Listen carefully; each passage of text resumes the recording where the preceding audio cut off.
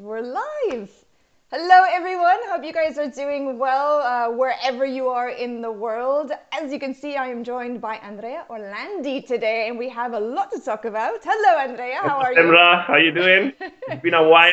It's been a while. So it's been a while, hasn't it? It's been quite some time, especially because you were sent directly to quarantine after going to Italy, right? Exactly, yeah. Exactly. I decided to go to Italy, let's say in a bad moment, and put into quarantine. But I think it was the right decision to make, actually.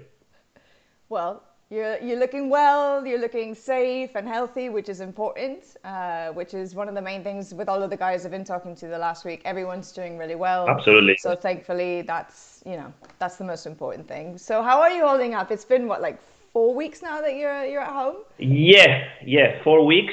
Well, we're coping with it, let's say well. I've got two little daughters. One is 8. Well, she turned 8 at home, actually, so we had to celebrate the birthday indoors during the lockdown, but she's doing really well. And the little one, she'll be 6 at the end of April, so I'm hoping that we'll be able to actually go out and celebrate for her birthday. We're not sure yet here in Spain, as it's looking as if the lockdown is gonna be extended for another 2 weeks. But they're doing well. We're trying to keep them busy and try to do some work as well while I can or when I have time. Because I'm actually 24/7 playing with my daughters, trying to do some homework. It's not easy. It's not an easy situation for anyone, but we're trying to cope with it as good as we can, and I think we're doing okay. We're doing okay, actually. And have you taken up any fun new hobbies or anything like that too, while you're at home? Exercising more than I used to. Oh, that's good. That's good. Because I know that it's been quite some time since you did that. Exactly, yeah. Because since I retired, I have to say that I've been a bit lazy. But since the lockdown started, I've started to do these home workouts, that you can find on YouTube, and to get a sweat on with my daughters as well. So they actually join in and actually tell me how stiff I am as well. So they're quite. they're not. So maybe you need to be doing yoga instead. Yeah, exactly. This would be the next step. All right, nice. So, as many of you probably know, Andrea's had a very, very interesting playing career.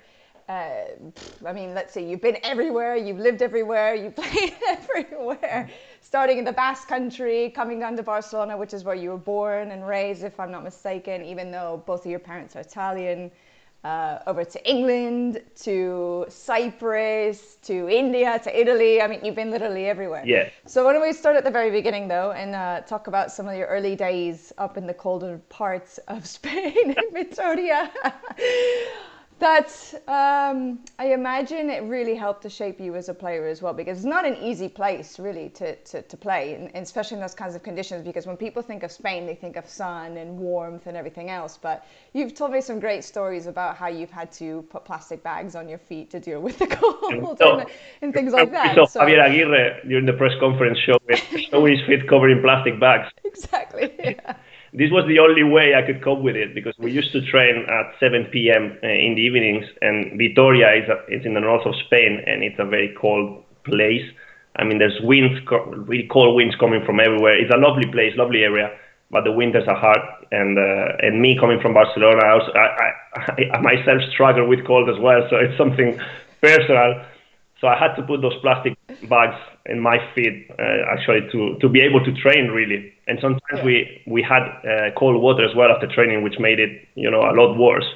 But I have to say that it made me tougher. It was a great time of my life. I enjoyed it so much. I started to go to university to make some friends. I used to live in a residence, with students. So I had to start cooking for myself. I started to do the cleaning to actually become a man.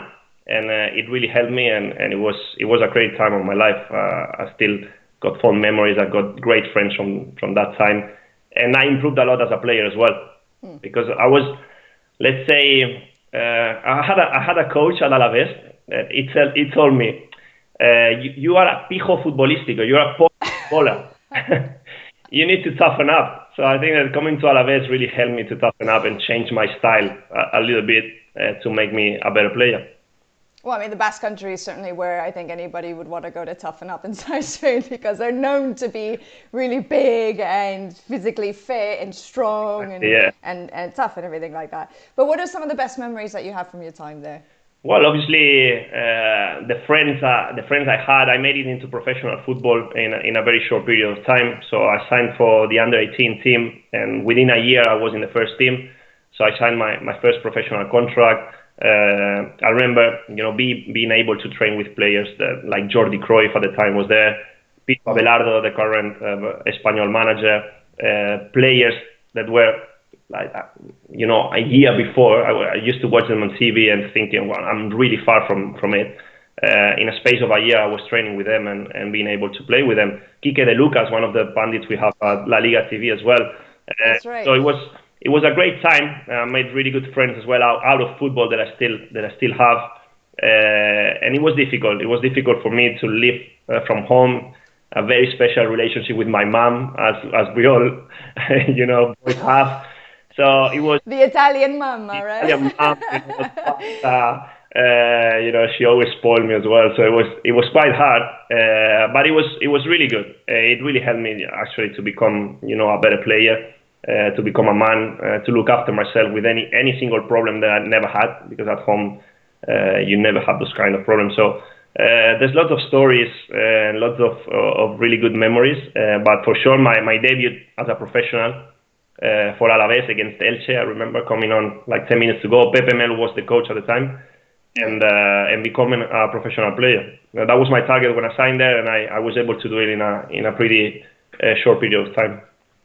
And then you went back home to Barcelona. You got signed by Barcelona as well. Talk to me a little bit about your time there, because I know you got to play amongst some really incredible players too. I mean, obviously we're talking about a lot of those players who are even still with Barcelona now, like Messi, for example. Messi was there. Messi, who is actually making the coffee for the big man, which was Ronaldinho, and that was that was quite funny to witness actually. Ronaldinho asking Messi to bring coffee for him with 2 sugars. That was how Ronaldinho wanted it. and a very shy Messi just standing up, walking to the coffee machine, pouring the coffee, and then just the sugar as well. So Ronnie, this is the coffee for you. That was great to witness. And as I said before, if I was impressed with Jordi Cruyff, Abelardo, those type of players, the first time I walked into the Barca dressing room, and I saw Ronaldinho, walking in and giving me a handshake, I was like, what is this? Is this really happening? And the frightening thing is that after a bit of time, you get used to it. And this is crazy, but I was very fortunate. I think that Barca is probably the hardest and biggest university of football, I love to call it, because we were always put under scrutiny and under high pressure, because only the best players can play there. But it was great. It was great. I stood up for the challenge. I made my debut in La Liga with them, and I've got at San Mamés, right, against Athletic. I've got here the shirt that I wore for that game. Oh, that's amazing! It's got La Liga badge here, and I love it. The number is quite a high number, but this is the shirt I wore for my debut at San Mamés, and it was I love it. Great moment. It was I remember everything that happened that day. Yeah. So walk us through it. Tell me. Yeah, we flew the same day in the morning from Barcelona. I didn't know I was starting, and then I remember sitting with Samuel Eto'o, waiting for the plane to take off. We had 6 seats for each player, so it was like I was on my own for the majority of the day. We got to this hotel in the city center of Bilbao. The room was huge, and the game was at 9 p.m. So there was a lot of time before the game. And then we had the pre-match meal. I remember I was having some pasta. I was sitting next to Samuel Eto'o, and one of a teammate I had for the Barcelona B team, and he goes to me, "Well, Andrea, you're starting," because Rijkaard was just writing the lineup on the board. And I said, "No, are you joking? Come on." No, starting, just turn. So I just turned, and I saw my name on the board, playing as left back. I never played left back before in my life, and I was like, and my body just started shaking. It was like a natural reaction. And I thought, oh my God, I'm actually starting. So and then I started texting my mom and dad and said, well, I'm starting. They were at Bilbao, and they couldn't believe it. So they started to get nervous. I started to get nervous as well. So Samuel Eto'o could feel it. And he went, well, what's the problem? Have you ever played as a left back? I said, no, it's my first time. So don't worry, just give me the ball, you'll be fine. That that was Samuel Eto'o. Well, that's pretty great advice. Yeah. I have to say that I couldn't eat anything else, so I was quite nervous. But once we got to San Mamés, we started the warm up. I started feeling better, and actually had a decent game. I had to get subbed after 75 minutes. I had cramps because I didn't have any food. But no, it was a great game. Samuel Eto'o scored, so he became the Pichichi for that season, the top scorer. That was the main target. Were you involved in that goal? I wasn't involved. No, I wasn't involved. Oh, okay. But I had a decent game, a really good game, and then after that, Barcelona wanted to sign me permanently because I was on loan from Alaves. So it was a fantastic moment. I remember coming out of San Mamés, jumping in the bus, seeing my mom and dad in the middle of the crowd. They were crying. They were. So it was a really nice moment. That's lovely. That's such a great story. And did you ever find out why he put you in at left back to start with? Because that was the only position where I could play, really, because there was the only one available at the time. The rest of the players, they were too good. So who else was on the pitch that day then? Well, there was Thiago Motta was playing, Samuel Eto'o, Carles Puyol, Oleg Prestas, Giuliano Belletti, Ludovic Giuli, these type of players. I remember Ronaldinho didn't play because they had the World Cup that year, so they'd already won the league. So they didn't want to risk him really, and they had the celebrations for the Champions League, so they were quite still celebrating. And but no, great lineup, and I remember Athletic Bilbao because we were the champions. As they do in Spain, the pasillo. So we were the guard of honor, right? Exactly. So we were coming out, and all those LaLiga big players just giving me a round of applause. That was amazing, and it was a great experience, a full pack San Mamés. Fantastic to play for Barca. Huge pressure, but I truly enjoyed it. I mean, that's quite a way to make your debut, especially with a club like Barcelona. I mean, what a fantastic story. And what is the one takeaway from your time with Barca, would you say? Well, obviously... apart from, the debut and everything else, but what is maybe some of the other fondest memories that you have, or one of the best anecdotes that you have as well from being amongst all of those types of people and players? I have some funny anecdotes maybe here. If I say it, well, some of those players will probably get annoyed with me. But I don't know, anything really. I remember once, I'll tell you one. I was training with the first team, and sometimes we used to train at the mini stadium, the one next to the Camp Nou, which now doesn't exist anymore. It's not there anymore.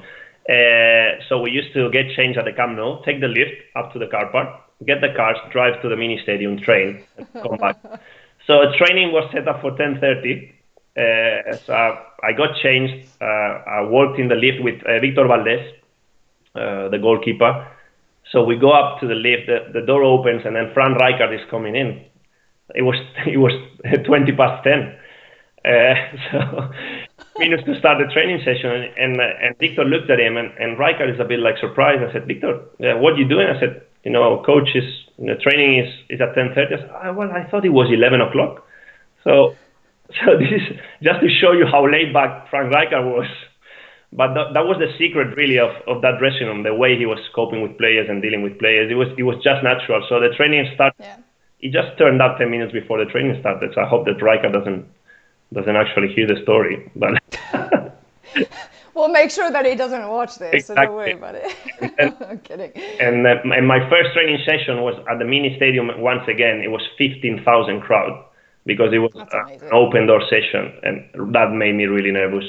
I mean, to train with the first team of Barcelona for the first time in front of 50,000 people, oh my God, that was a bit nerve-wracking. But, I was lucky enough to not make it Milson in the first circle that we did. I didn't mean to, but then the players started just taking the mick out of him, and that gave me a bit of lift, a bit of a boost, and I made it great. So I made it, but it was great. It was a great time in my life.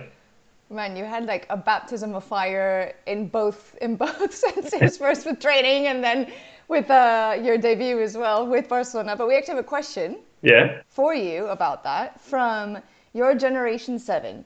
Wants to know, how long did it take before your nerves disappeared on your debut? That happens to every single player, really. When you start the warm-up, And actually, the first 10 minutes of the warm-up for me were really important. You actually know what kind of game you're going to have. It's about your touch, about your legs, how heavy they feel, or how free you feel running. And once I got into the pitch, and I saw the pitch was perfect, the stadium was nice, and I was passing the ball. I thought it was Maxi Lopez, the one I had the warm-up with. And my touch was great. My first touch, my pass. I thought, okay, maybe I'll have a good game tonight. You know, it's not gonna be that bad. And this has happened during my career as well. When you go out there and you think, wow, today is gonna be tough.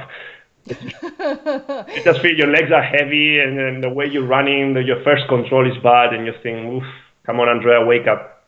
That day was quite. After 10 minutes, I thought, no, I'm up for it. So that's when the nerves disappeared. Amazing. And do you still keep in touch with anybody from that time period? Not really. For the first team players, I have to say that no. But when I actually met them, it's great. They still remember you, even though you weren't like an established first team player.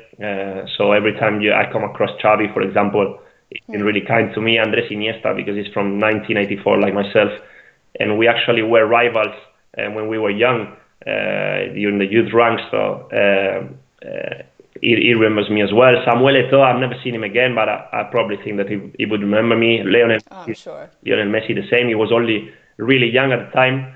He was what, like 17 or something 17, like that? 18, yeah, 17, 18. What a player he was already. But he was really shy. It was very difficult to actually talk to him. He would talk to you like this, you know, just keeping his head down a little bit. On the pitch, he wasn't shy at all. But no, with the second team players, yes, I still have a great relationship with most of them. You know, I've had great careers as well, and it was 2 years, but very intense and fantastic years for me. And then the fun would continue when your adventure would take you over to England, and you played with Swansea, Brighton, Blackpool as well. And you came across some really fascinating characters as well during your time. Starting at Swansea. Exactly, Swansea. I couldn't speak any word of English, so that made it a little bit difficult. Right. But I remember that was after 2 days, coming out of the dressing room. So I was signing, in England, people love to have the shirt signed and stuff. So this fan comes to me and I start signing the shirt.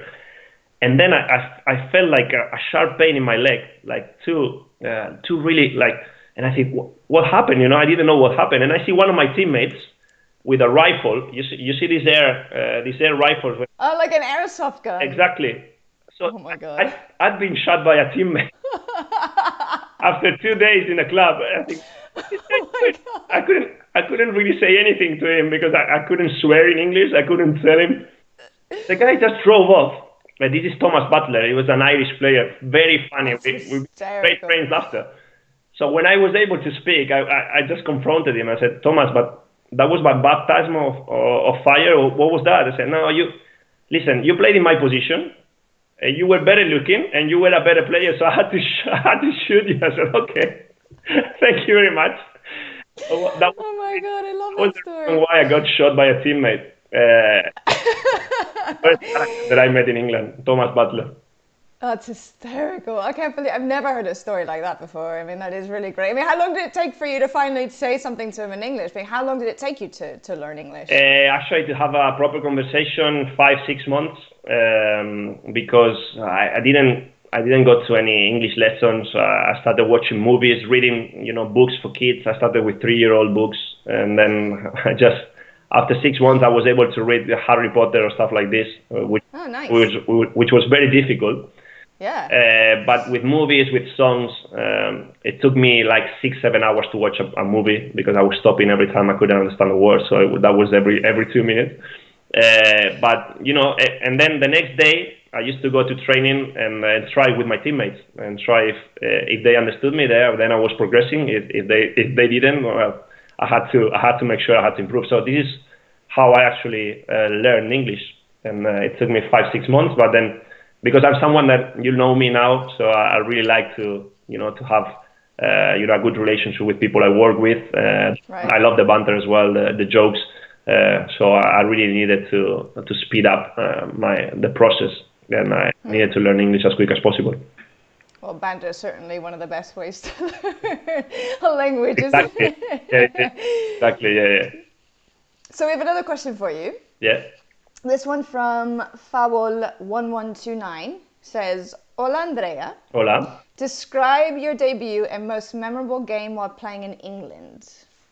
My debut in England. My debut in England was at Elland Road for Swansea. Leeds were hot favourites to go up. They had a great team. Gus Poyet was the assistant manager of Dennis Wise at the time. So Elland Road was packed, 32,000. I couldn't actually hear my teammate on the bench, so I started on the bench. When I was coming on, it was 0-0. So before I came on, they scored the first one. So I came on losing 1-0, and after 2 minutes that I was on the pitch, one of our defenders, Dennis Lawrence, a guy from Trinidad and Tobago, he cleared the ball. So the ball was coming to me, and I thought, okay, I'll have my time to control it, nice and easy, like in Spain. Right. So by the time I was trying to control, the guy comes behind me and actually smashes me. That was David Bratton for Leeds United. The referee doesn't give a foul, gets the ball, scores the second. So that was my debut. That was my. And you weren't playing left back, were you? No, I was playing my position. So no, I'm joking. I'm only joking. like, welcome to England, and then all of my teammates were like, "What is this guy doing?" I thought, "Okay, man, just you need to." If as I told you before, in the Basque Country, I had to toughen up. In England, I had to toughen up a little bit more and to improve physically a lot to actually cope with it. So, but then I had like 30 minutes. I had a good game. We ended up losing. But that was my debut in England. And my most memorable game in England, probably my debut in the Premier League as a starter. That was at Villa away, Aston Villa away. Swansea hadn't won a game away from home in the Premier League ever. And then Brendan Rodgers gave me the chance to start in a season where my chances were really limited. And I had a great game. We won 2-0. And that was a special moment because my wife was pregnant at the time. I got a lot of attention after that game. She was very happy. I remember coming back home at Swansea and we actually hugged each other for 5 minutes. Aww. And that was a special moment. And this is probably why I remember that game as one of the special ones I had in England. But I had many more as well. But this one was pretty special. No, that's a really nice story as well too. And you mentioned Brendan Rodgers. Obviously, later you worked with Gus Poyet, somebody we both know very well. Quite a character. And I'm sure the version that we get of him on LaLiga TV is not exactly the same version that you had as a manager. You had probably both sides. Yeah, well, he's a tough manager, but he's a great manager. I mean, he's demanding, but at the same time, he gets the best out of the players. And I had my best season in England with him. Because he believed in me from the first minute. I think I told you when I made my debut for Brighton as well, coming off the bench. Before coming on, he asked me where I wanted to play. So I thought, well, you are the coach, you tell me. And he went, well, play wherever you want, you're the best player here. So that gave me, now thinking about it, obviously he didn't think I was the best player, but he gave me the right message at the right time. So I really thought I was the best. So I came out there with a lot of confidence, and that was my first game. But then during the year, I had a great season, scored a lot of goals, gave good assists, and it was unlucky we didn't get promoted. But it was tough when he had to.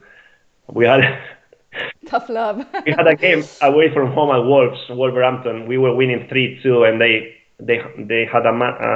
There were 10 men, so a man down, and they drew in the 94th minute. So we came on in the dressing room, and that was hell. That was absolute hell. On the way back in the bus, it just because we used to have the screens, the TVs.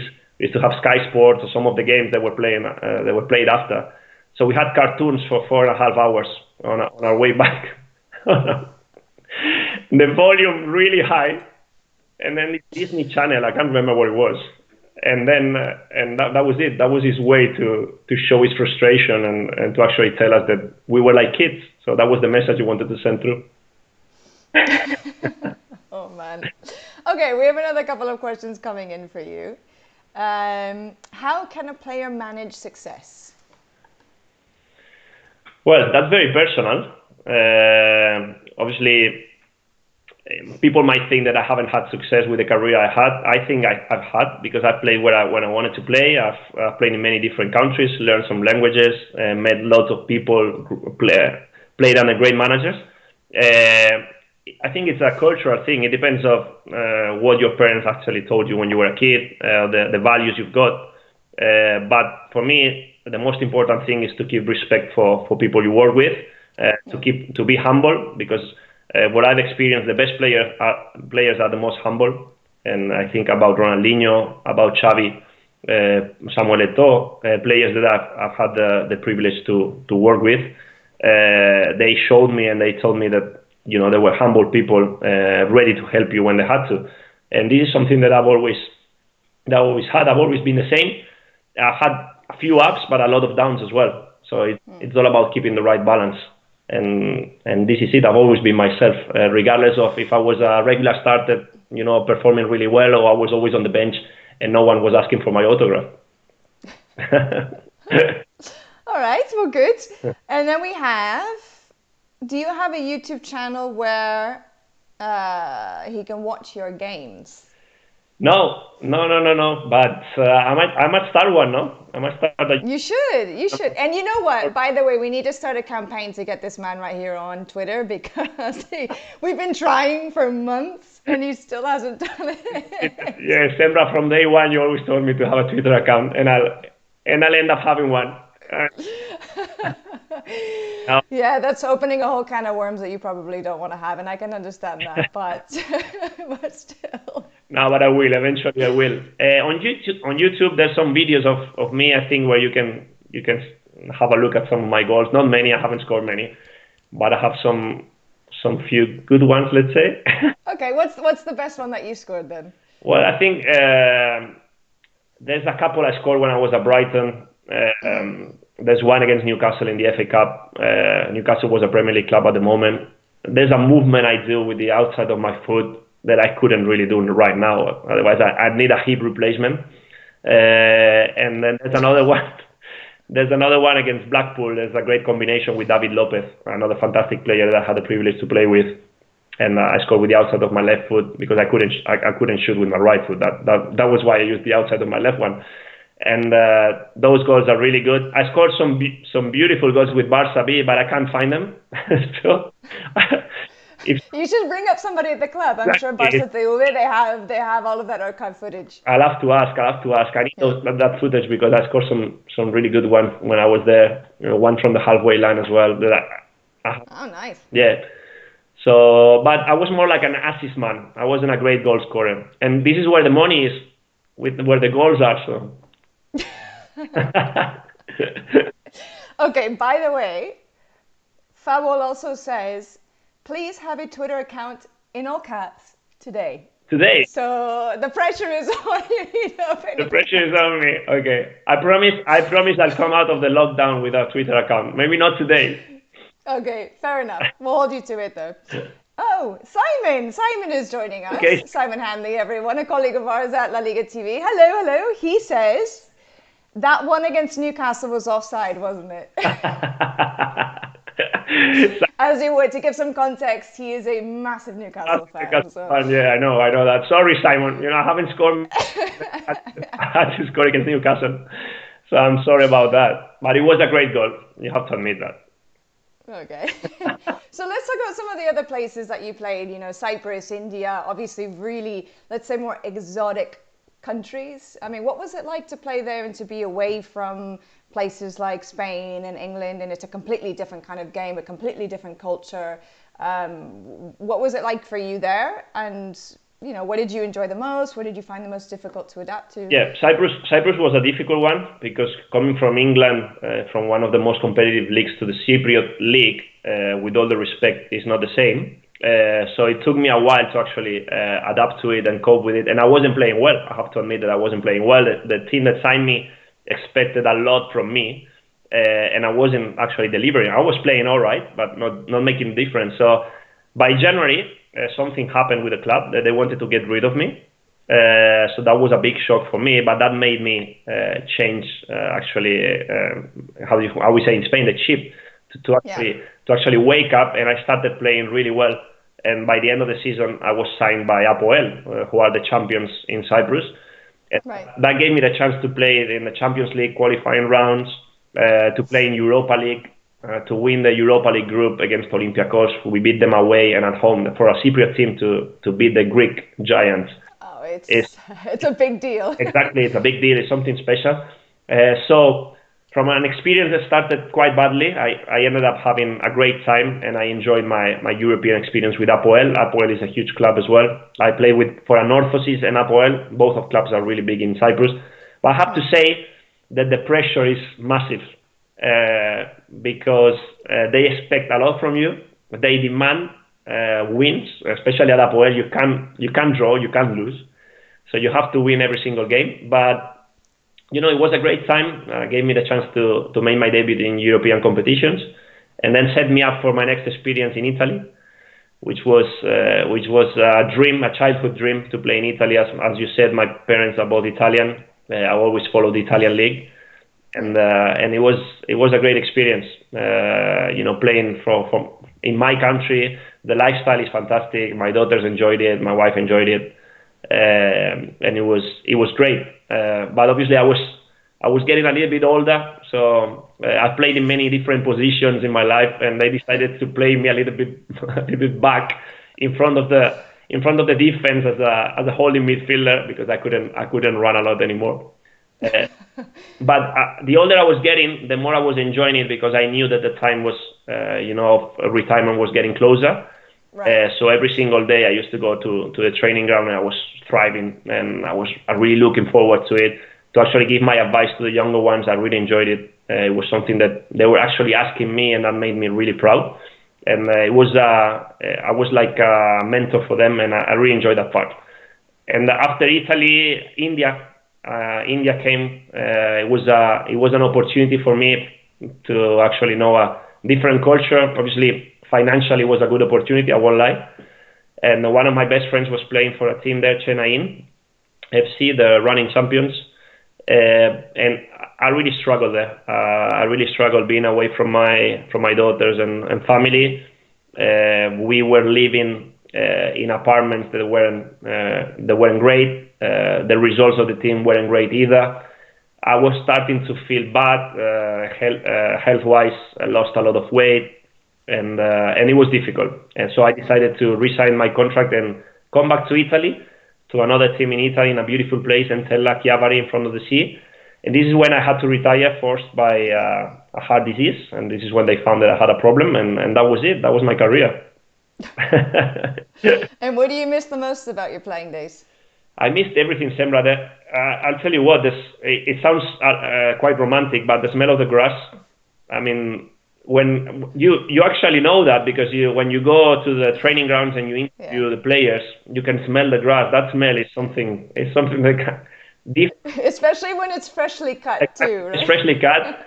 The roar of the fans when you walk out of the dugout before the games, that gives you that adrenaline before the games.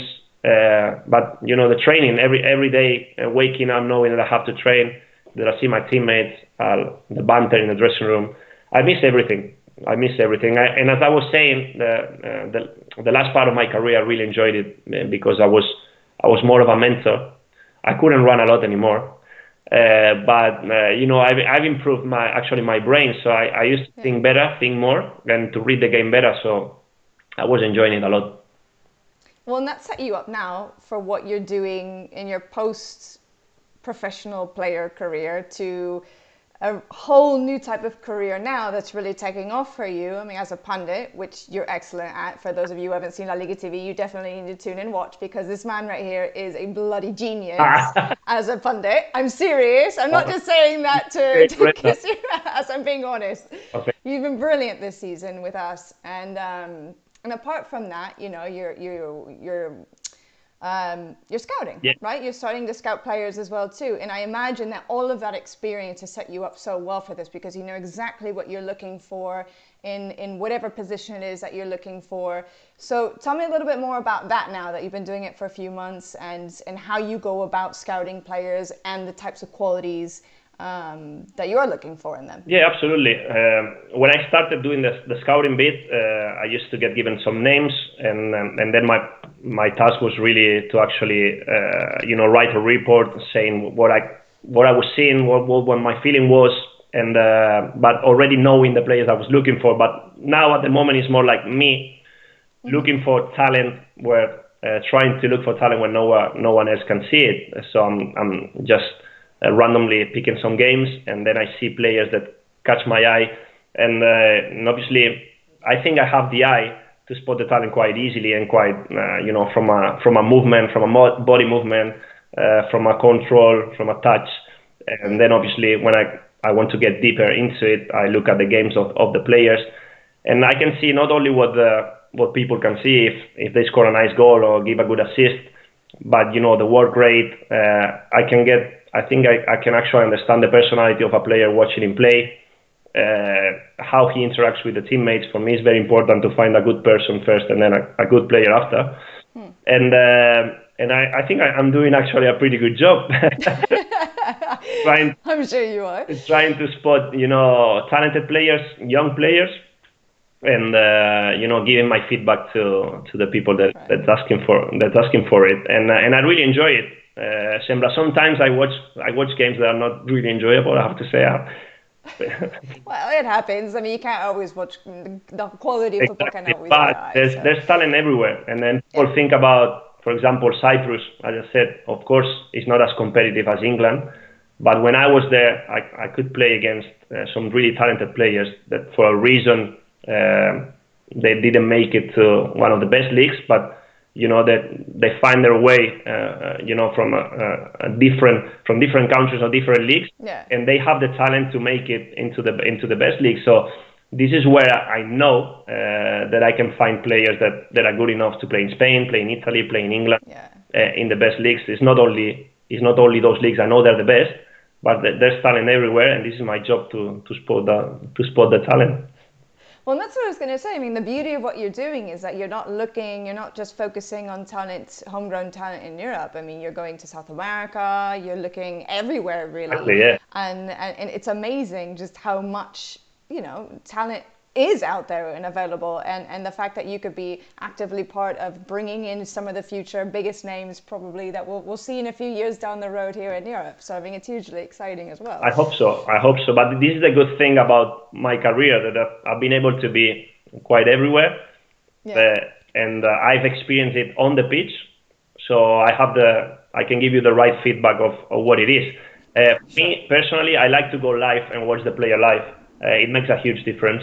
But now, obviously, the only thing I can do is use the tools we've got. We're quite fortunate to have access to nearly every single game in the world, and this is how I do it. It's easy to watch LaLiga games as we do and see the talent there is there, because the best players playing in LaLiga. It's a little bit more difficult to find in other places. Now we have another question from you, from your Generation 7. Wants to know, during your career, what manager did you learn the most from and to improve you as a player and a person? Well, I've been very lucky, because I've had, starting from, I would say, Pepe Mel at Alavés was a really good manager, Fran Rijkaard at Barcelona, Roberto Martinez, Paulo Sousa, Brendan Rodgers, Gus Poyet, Oscar Garcia, many. The list goes on. Yeah, exactly. Probably the one I learned the most from, and might be a bit unpopular, but it was Paulo Sousa. Because I was playing as a winger, and he decided to change my position into a more central position as a midfielder, where I always thought I was a midfielder, but I was always being used as a winger. And he taught me everything about being a midfielder, how to play, how to run, when to run, where to go, to understand, the spaces I had to fill, the movements I had to do to help my teammates. Sometimes it's not about running more, but running better. And he told me a lot. He was a genius as a player. Won the Champions League with Juve and with Borussia Dortmund. He is a character, I have to say. And but he told me a lot. And then Brendan, for me, was special as well, because of the human being he is. And I tell you that I played the first season with him until I got injured. I didn't play with him in the Premier League at all. So Right. it's very difficult for a player that hasn't played under a manager to speak well about him. So that tells you how good he is. And obviously Gus got the best out of me, and he's probably the manager that I have the best relationship with and the most special one, because he just got the best out of me, and this is the most special thing about a manager, that he makes you a better player. So these are probably the three that I would say are the most important ones in my career. And if you had to pick a five-a-side of all of the players that you've come across in your career, I know Ronaldinho would be in there for sure, but who else would make it? Ronaldinho is there. Well, I need a goalkeeper, so Victor Valdez will be the goalkeeper. Okay. Ronaldinho is there, for sure. I would say Vicente Rodriguez, that I had the privilege to play with at Brighton, and he's another genius. He was at Valencia for many years. What a player he was. I will need a defender as well, because otherwise we will be attacking. Let me think about. I'll say Lewis Dunk.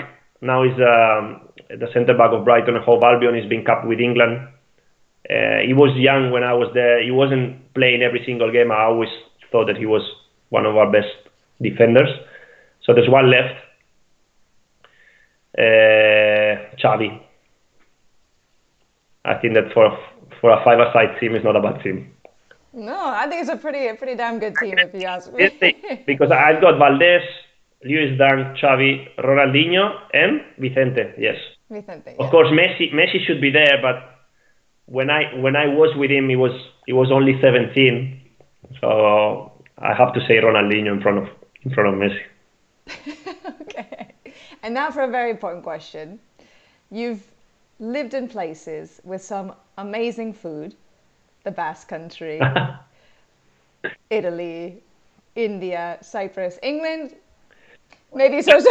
By the time, who had the best food? Well, Italy, without a shadow of a doubt. Yeah, of course. Pizza and pasta all day long, my God. And in Italy, I used to live in the city center in Novara where I was playing. I had a pizzeria, trattoria in front of my house.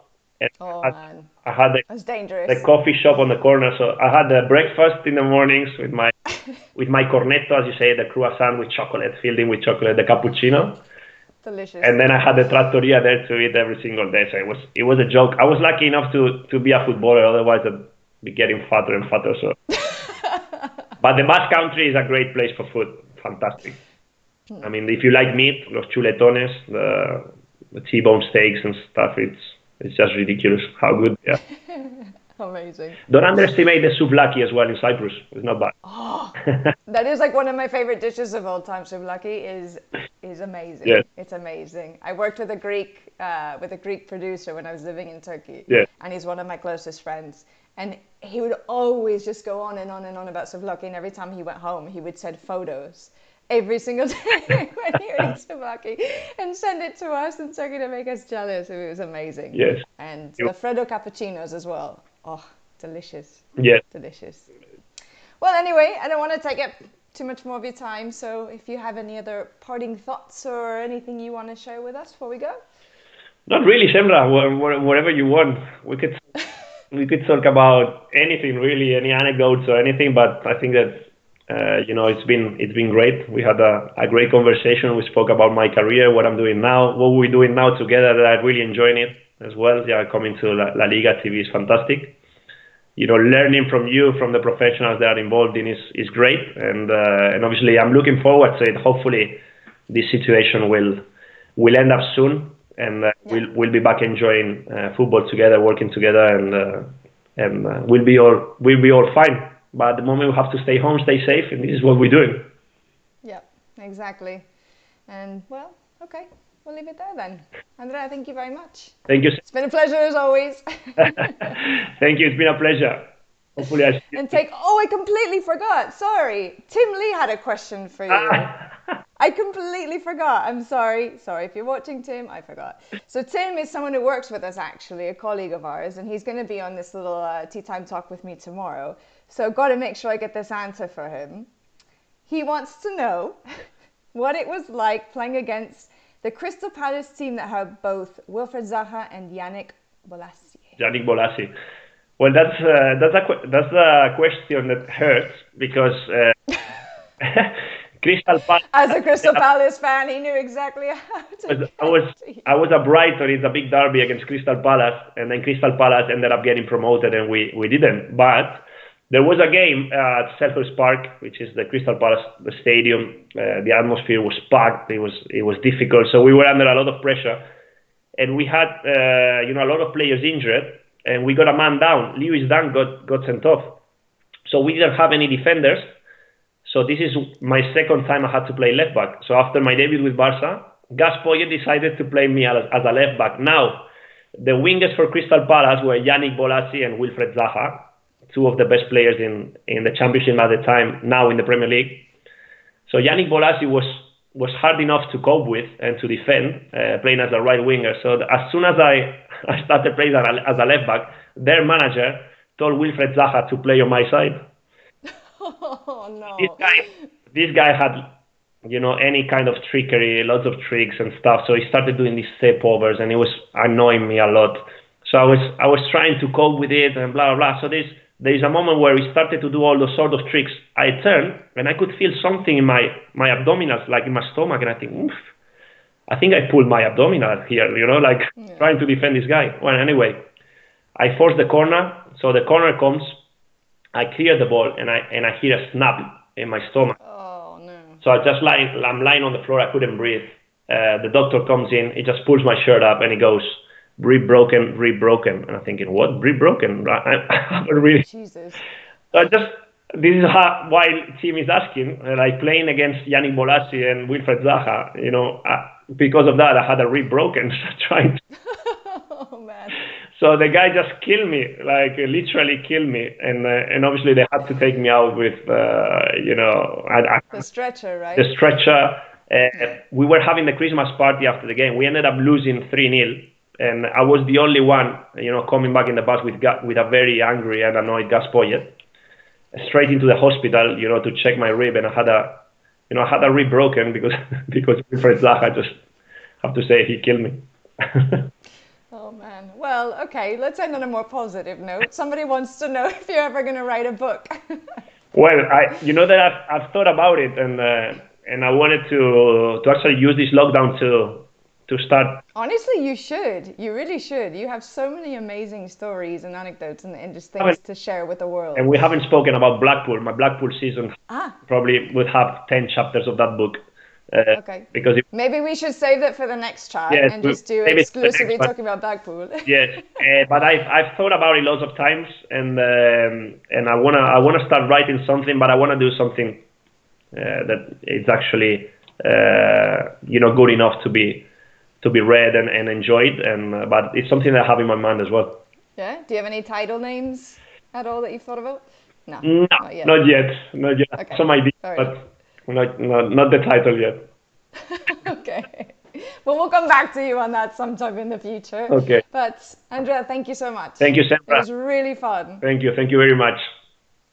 And thank you to everybody else as well who've been here with us over the last 45 minutes or so talking about Andrea and his fantastic career and where he's going as well.